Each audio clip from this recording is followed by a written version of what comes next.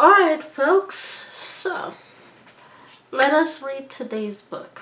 And sometimes that will happen, where whenever something goes on or something pops off as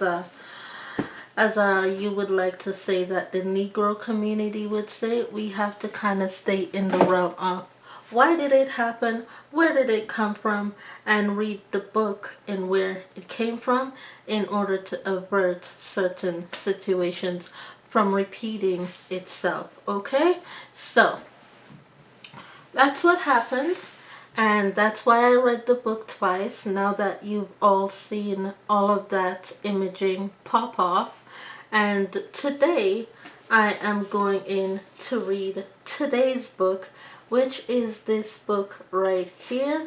This is Becoming, adapted for young readers by Michelle Obama. And from my stance, what I've been told is the only difference is the photos.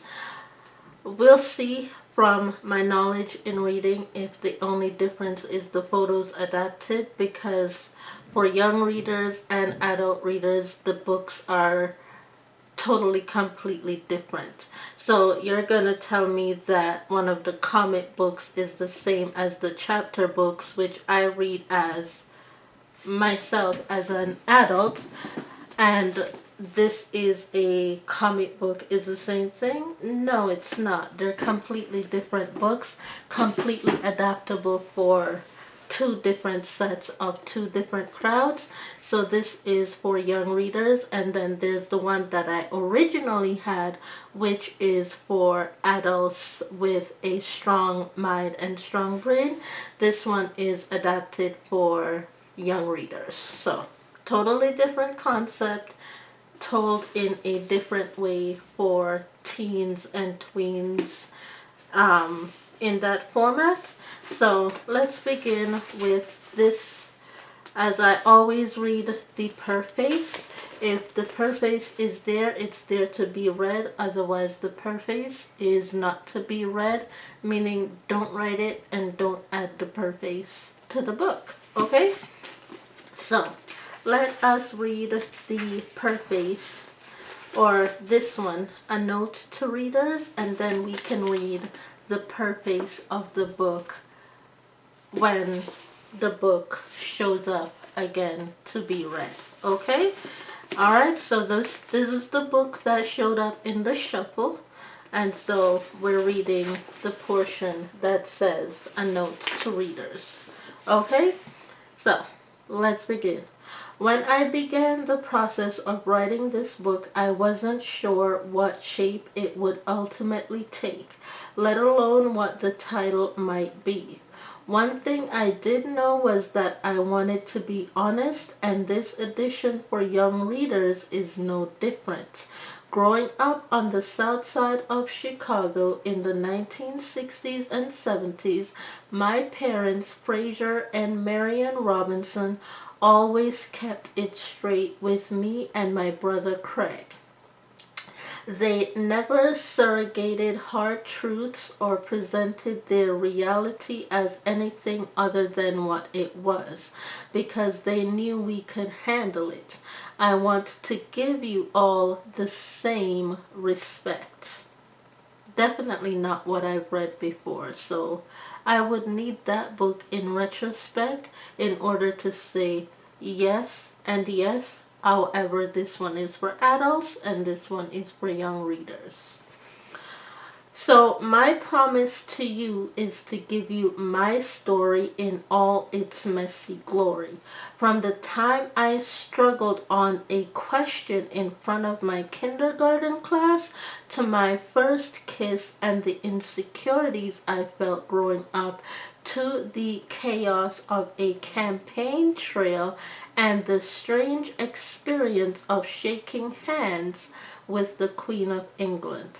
But I hope you don't get too swept up in the glitz of the White House, because the most meaningful parts of my story aren't the ball gowns or state dinners. Instead, they are the little things, the way my grandfather smiled when he put his favorite album on the record, okay? And he put his favorite album on the record to tell me when he's been pissed off.